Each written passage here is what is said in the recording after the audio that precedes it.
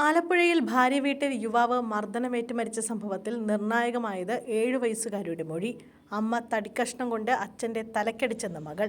ആലപ്പുഴയിൽ ഭാര്യ വീട്ടിലെത്തിയ യുവാവിനെ ക്രൂരമായി മർദ്ദിച്ച് കൊലപ്പെടുത്തിയ സംഭവത്തിൽ 7 വയസ്സുകാരിയായ മകളുടെ നിർണായക മൊഴി പുറത്ത്. അമ്മ ആതിര അച്ഛനെ തടിക്കഷ്ണം കൊണ്ട് തലക്കടിക്കുന്നത് കണ്ടുവെന്നാണ് കുട്ടി പോലീസിനോട് പറഞ്ഞത്. കായംകുളം പെരുമ്പള്ളി പുത്തൻപറമ്പിൽ നടരാജൻ ബീന ദമ്പതികളുടെ ഏക മകനായിരുന്ന വിഷ്ണുവാണ് കൊല്ലപ്പെട്ടത്. മരണകാരണം തലക്കേറ്റ ക്ഷതമാണെന്ന് നേരത്തെ പോസ്റ്റ്മോർട്ടത്തിൽ കണ്ടെത്തിയിരുന്നു. ഭാരമുള്ള വസ്തു കൊണ്ട് തലയ്ക്ക് അടിയേറ്റതിനെ തുടർന്ന് ആന്തരിക രക്തസ്രാവമുണ്ടായെന്നും റിപ്പോർട്ടിൽ പറയുന്നു. ഇതോടെയാണ് ഭാര്യ ആതിരയെ പോലീസ് ഒന്നാം പ്രതിയാക്കിയത്. ആതിരയുടെ പിതൃസഹോദരങ്ങളായ ബാബുരാജ്, പത്മൻ, പൊടിമോൻ എന്നിവരും പ്രതിപ്പട്ടികയിലുണ്ട്. തൃക്കുന്നപ്പുഴ പോലീസാണ് സംഭവത്തിൽ കേസെടുത്തിരിക്കുന്നത്. മകളുടെ കൺമുന്നിൽ വെച്ചായിരുന്നു കൊലപാതകം. 1.5 വർഷക്കാലമായി പിണങ്ങി താമസിക്കുകയായിരുന്നു വിഷ്ണുവും ഭാര്യ ആതിരയും.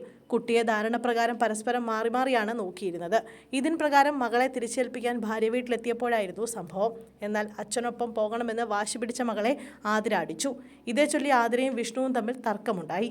ഇതിനിടെ വിഷ്ണു ആതിരയെ അടിച്ചു. ഇത് ശ്രദ്ധയിൽപ്പെട്ടതോടെ പിതൃ സഹോദരന്മാർ ഉൾപ്പെടെയുള്ളവർ സംഘം ചേർന്ന് വിഷ്ണുവിനെ മർദ്ദിക്കുകയായിരുന്നുവെന്നും ബോധരഹിതനായി കിടന്ന വിഷ്ണുവിനെ കായംകുളം താലൂക്ക് ആശുപത്രിയിൽ എത്തിക്കുകയായിരുന്നു എന്നുള്ള വിവരമാണ് നേരത്തെ പുറത്തു വന്നത്. ആശുപത്രിയിൽ എത്തിച്ചെങ്കിലും വിഷ്ണു മരിക്കുകയായിരുന്നു. സംഭവത്തിൽ ആലപ്പുഴ തൃക്കുന്നപ്പുഴ പോലീസാണ് കേസെടുത്ത് അന്വേഷണം നടത്തുന്നത്.